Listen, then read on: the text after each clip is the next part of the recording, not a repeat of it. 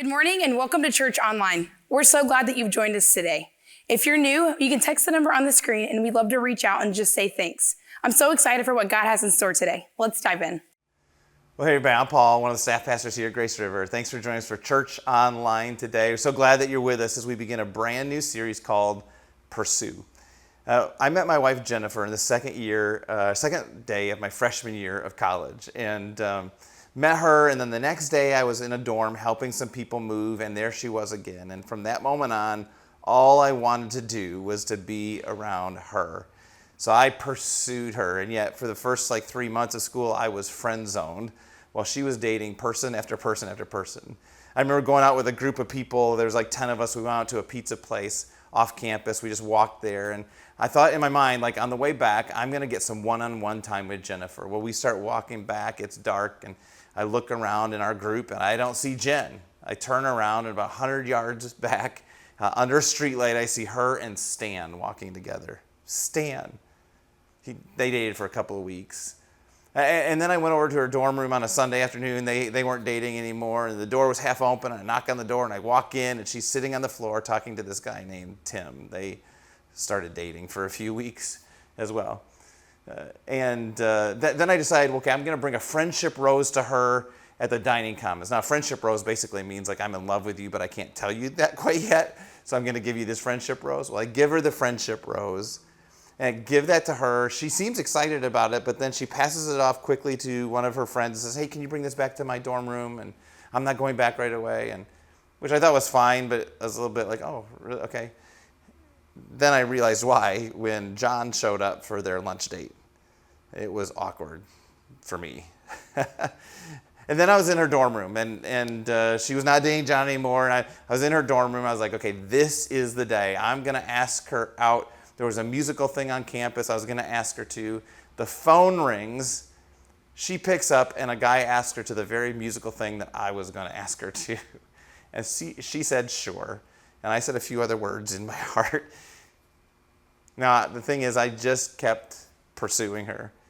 She was doing this kind of once weekly, every Sunday night racquetball date with a guy. So there was kind of racquetball partners. Every Sunday night they would meet to play racquetball. And I still don't know how I did it, but I basically moved in and moved him out and became her racquetball partner. We went on our first date towards the end of November. And I had gathered kind of all these favorite things of hers. I learned what her favorite drink is and what her favorite food was and what her favorite song was and her favorite places were. And I went and I put together a favorite things date. And it was great. And then she headed home for Thanksgiving break. And she always went home to St. Louis. I went to Michigan. And then she would go to her aunt and uncle's house in Kansas City. That was kind of their family tradition. Well, Jennifer's birthday is right around Thanksgiving, and that year it was actually on Thanksgiving. So before she left, I was hanging out at her dorm, and I got into her contacts, and I got her aunt's phone number. I was pursuing her. So on Thanksgiving Day, I called her aunt's landline. Hey, can I talk to Jennifer? There's a friend from school. And I wished her happy birthday. Now, I was pursuing her. Now, some might say stalking, and I get it. It was a fine line. But man, I was in full pursuit. Listen, we're in a series called Pursue. And in this series, we're going to be looking at an obscure story and kind of an obscure book in the Bible that talks all about this idea of pursue. Now, before we get started, I want to give us a little bit of background. The book we're going to be in is the book of Hosea. And it's about this guy named Hosea who was a prophet of God. Now, a prophet was somebody who would be the mouthpiece for God, the middleman between God and the people. And oftentimes God would speak to the prophet to give warning to the people to come back to him when they were straying. Tell them, don't go your own way. Come back to me. And so Hosea was this prophet of God. He was a prophet for about 30 or 40 years in the northern kingdom of Israel in about 700 BC. Now, the northern kingdom of Israel, there was two different kingdoms at this point. The northern kingdom of Israel and the southern kingdom of Judah. There had been a divided kingdom about 200 years earlier. During those 200 years where the kingdom had been split, there had been about 20 different kings, and every single one of them was bad. Every single one of them led in evil ways. Every single one of them led the people astray. And it just kept going from like bad to worse to worse. Now when Hosea enters the scene, a guy named Jeroboam II is king. There's at least at this point peace in the land, but he's not leading in good ways. And when he dies, it just gets worse. Within 20 years, Assyria comes in and captures the northern kingdom of Israel. During those 20 years between Jeroboam's death and Assyria capturing Israel, there were 6 kings, and 4 of them are assassinated. Like, you get the picture. Like, it's a mess. The country's a mess. The leadership is a mess. And into this situation, Hosea is the prophet, speaking the words of God to the people of Israel. So, let's go back to the story. Hosea chapter 1, verse 2. And what we'll see is this crazy, crazy story where God has Hosea, a prophet, marry a prostitute. I mean, very, very unlikely story, right? Hosea chapter 1, verse 2 says, when the Lord first began speaking to Israel through Hosea, he said to him, go and marry a prostitute. Now, this was a highly unusual command from God. Like, you don't see this any other place in the entire Bible. But he says, go and marry this prostitute. Can you imagine being Hosea? He's like, you would think that he might even have some conversations with God, like, hey, I'm a prophet. Like, you want me to marry a prostitute? Like, I mean, this not only doesn't look that great for me, it doesn't look that great for you either. Are you sure you want to do this? But Hosea does what God asks him to do. Hosea chapter 1, verse 3. He says, so Hosea married Gomer, the daughter of Diblaim, and she became pregnant and gave Hosea a son. So he marries Gomer, the prostitute, the daughter of Diblaim, and she gives him a son. That son's name is Jezreel, which might sound cool, right? You're like, Jezreel, that's kind of a cool name. Maybe we'll name our kid that. Don't do it, right? To give you some cultural context, Jezreel was a horrible place. Jezreel was a place of incredible national pain and hurt. Ahab's family had 70 members beheaded there. It would be like naming your child something like Sandy Hook or Parkland or Columbine.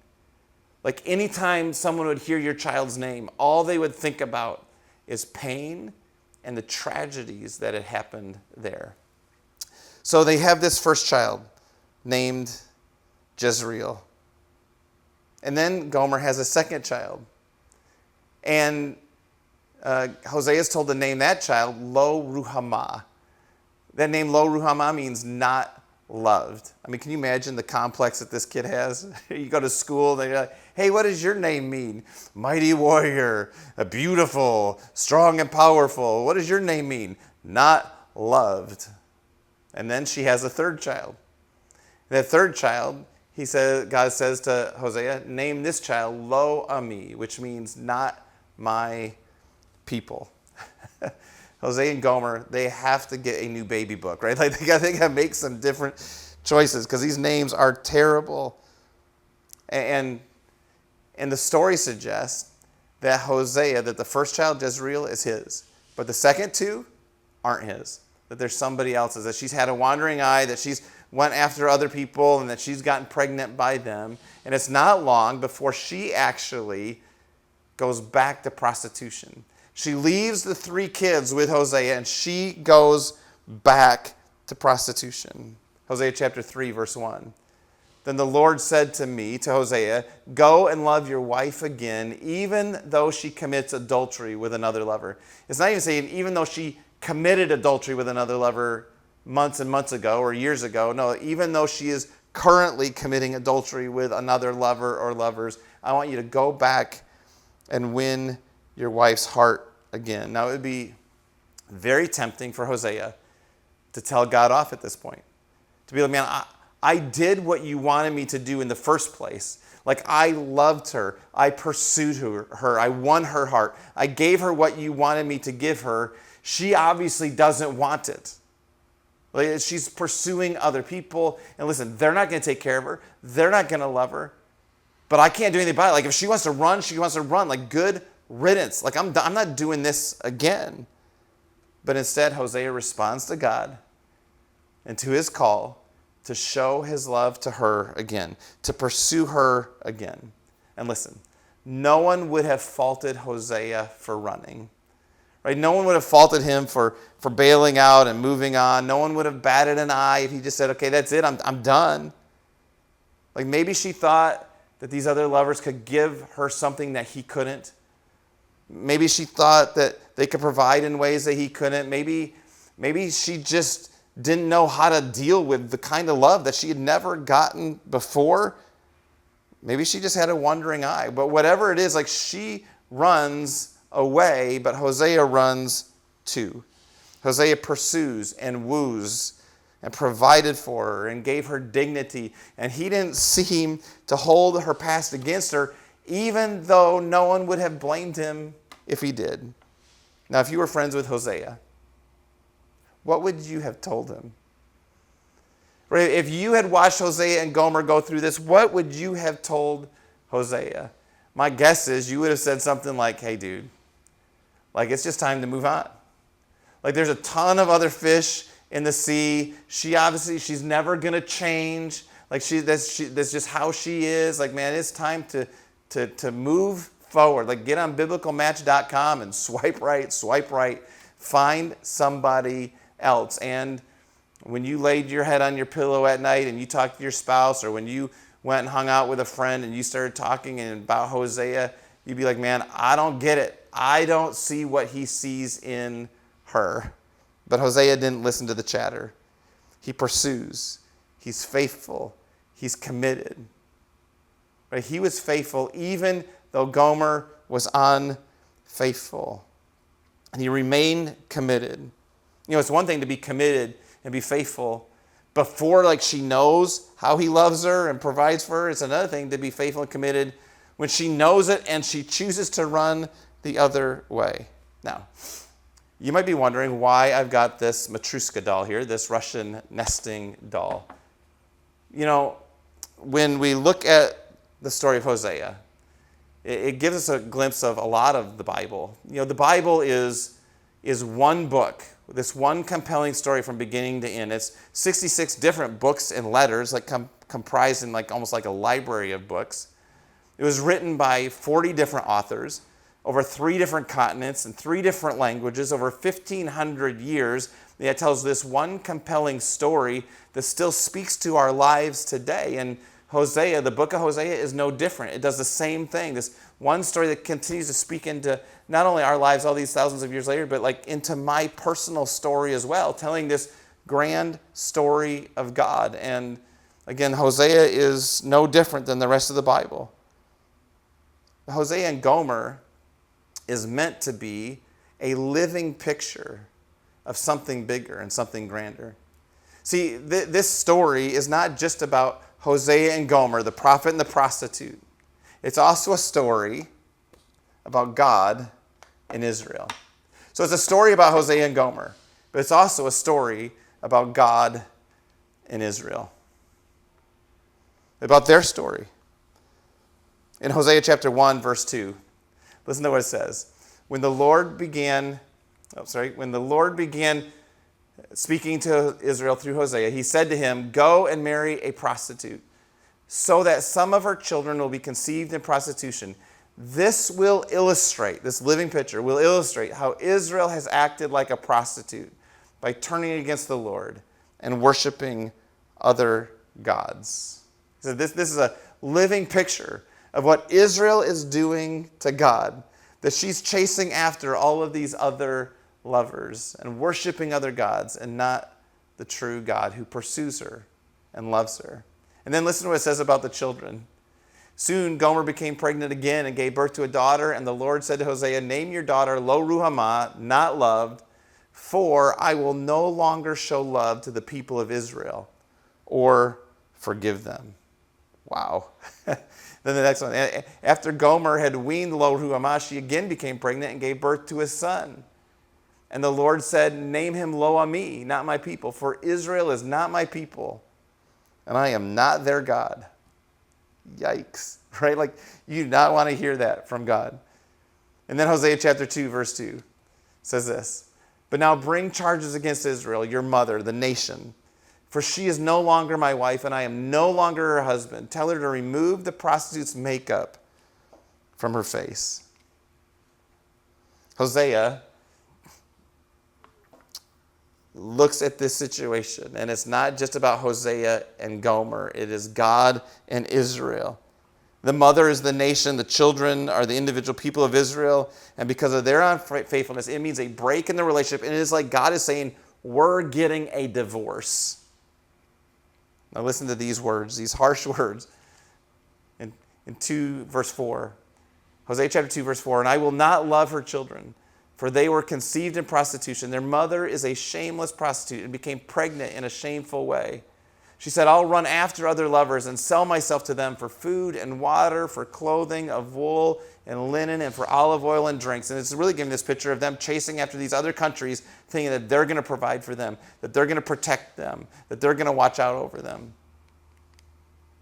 For this reason, I will fence her in with thorn bushes. I'll block her path with a wall to make her lose her way. When she runs after her lovers, she won't be able to catch them. Then listen to this. She will search for them but not find them. Then she will think, I might as well return to my husband, for I was better off with him than I am now. She doesn't realize it was I, God says, who gave her everything she has, the grain, the new wine, the olive oil. I even gave her silver and gold, but she gave all my gifts to Baal. Now, Baal was a god that they made out of silver and gold.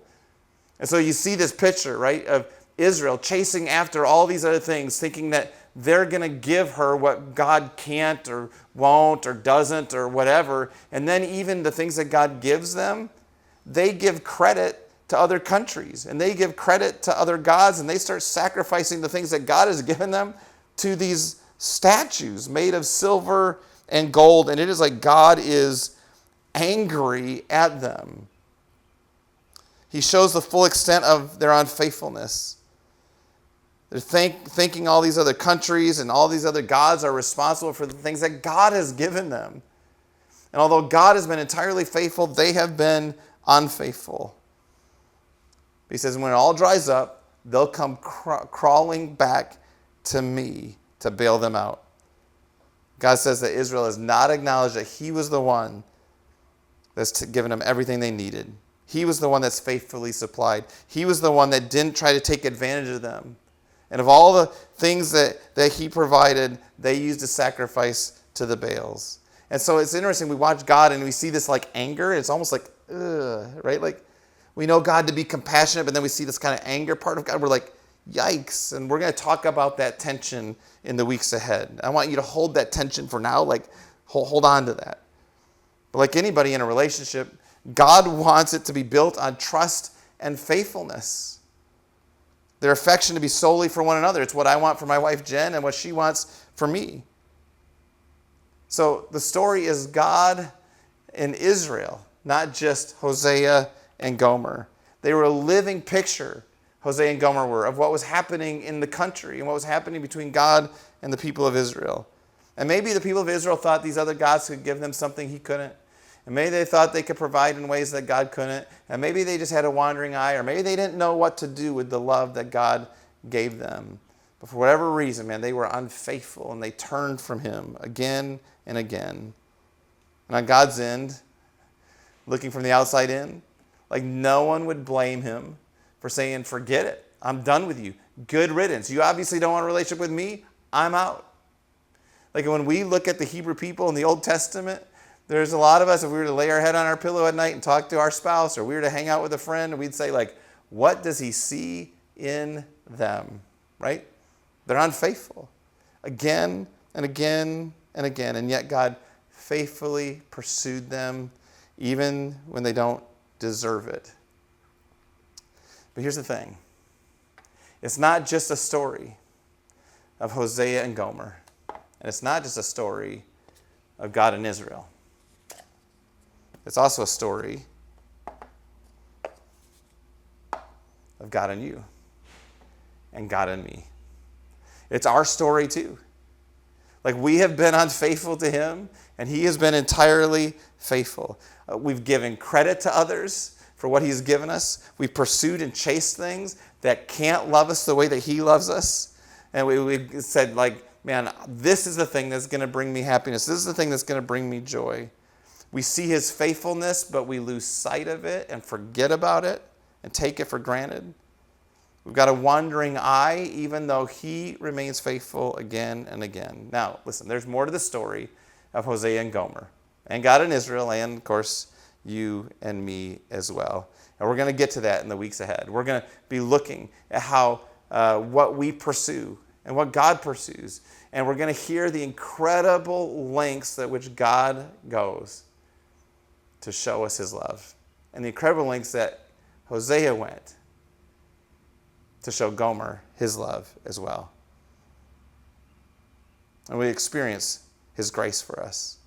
You know, if Hosea and Gomer is meant to be a living picture for us, this is all really, really, really good news for us, right? It's not just a story about God and Israel. It's not just a story about Hosea and Gomer. It's a story about you and me. And that is a big, big deal. I mean, aren't you glad that God doesn't just move on in the middle of our unfaithfulness? That God doesn't just move on when we forget about him? That God doesn't just move on when we get exhausted and we have a wandering eye towards other things and chase after stuff that can never love us, but we think are somehow going to satisfy our soul. That he doesn't just move on when we forget to give him credit for all the things that he's provided us with. He doesn't look at our unfaithful hearts and lives and the times that we've run from him and just kind of go like, you're dead to me. But he continues to pursue. I mean, that's been my story so much, man. When I was younger in life, I ran so fast from him so many times. But he didn't give up on me. He kept pursuing me. Even now as an older person, it's so easy for me to kind of have a wandering eye, chase after things that aren't ever going to bring me what he can bring me. I look at my kids' lives, and all of them have had moments where they kind of went their own way and went their own direction, and in unfaithfulness walked away from him, and yet he continues to pursue them. Now, and this isn't some needy God. It's not a stalking God like I was in college, and we'll see that in the weeks ahead. But we do have a God who loves you, who is faithful, who wants to show you his love for us and longs for us to be in relationship with him, to be connected to him. You know, maybe you felt like you were lo ruhamah, or you were not loved. That after what you've done, after what you said, after your past, God wouldn't want anything to do with you.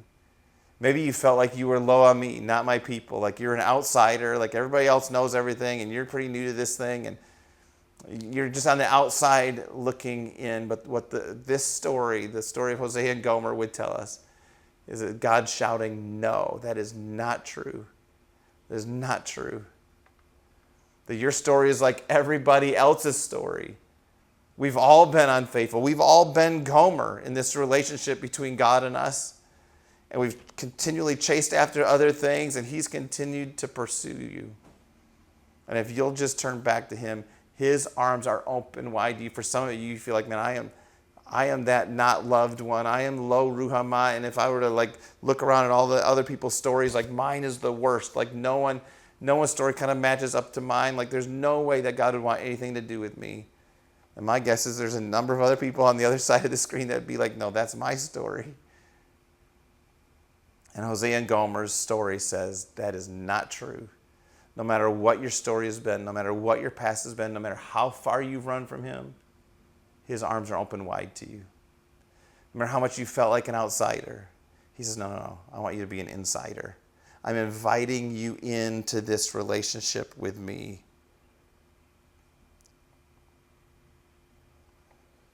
No matter what your past.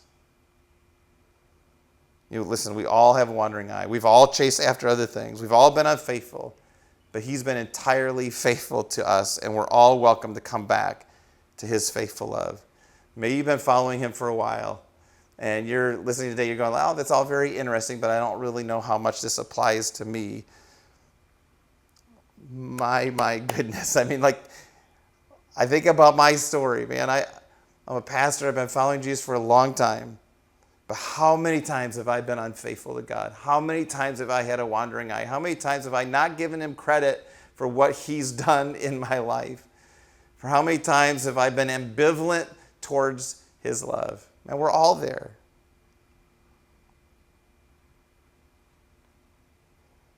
And yet he still loves me. He still wants a relationship with me. He still extends grace to me. He still pursues me and woos me. And listen, my hope, my heart for you is that throughout this series, that you'll experience the amazing grace of God once again in a fresh way. It'll remind us of Revelation, where it says they'll come back to their first love. And we'll see that first love once again. And we'll be reminded of it, of his love, his wooing, his pursuing us. It would draw us back in deeper and fresher ways. And if you're somebody who's never begun that relationship with Jesus, my prayer for you during this series is that you'll see that although you may have felt like you were not loved, that you may have felt like you were not my people, that you were an outsider, that God absolutely loves you, is faithful, and is pursuing you. So would you just receive his love and experience it in your life? He's waiting for you. His arms are open wide. Why don't you pray with me? God, thank you for your love for us. Thank you that in these stories like Hosea, that we see not just a story about Hosea and Gomer, the prophet and the prostitute, but we see us. We see our story. And God, this is our story, that you have been entirely faithful and we have not been. And so many times we've had a wandering eye. But God, that we are not loved, and we are not your people or an outsider, but that we are invited in because you pursue, because you woo, because you invite us back. And you have been entirely faithful. So may we embrace it, may we experience it, and may it change us. In Jesus' name, amen. Hey, thanks so much for joining us today for Church Online. So glad that you've been with us. And listen, we meet every week in person, 8:30, 9:45, and 11 a.m. Would love to see you there and to meet you in person. Until next time, God bless. Hi, Grace River. My name's Jen Hecht, and on behalf of Grace River leadership, I want to thank you for being a generous church. People give in several ways. They give spontaneously as needs arise, or they give during a church service as they feel God leading them. But the Bible says in Isaiah 32:8 that generous people plan to be generous. With summer plans and summer vacations, the average church experiences a dip in their giving, but Grace River isn't the average church. If you value the ministry of Grace River, why not plan to be generous? If generosity is important to you, why not make it automatic? Why not do what the Bible says and plan to give? Here's how easy it is. Go to graceriver.cc/give, then click the button that says Give Now. Follow the on-screen prompts to set up your recurring giving. This is how me and my family do it, and we want to encourage you to do the same. Set it up once and let technology manage it for you. Again, I want to thank you for being a generous church. Let's beat the summer dip.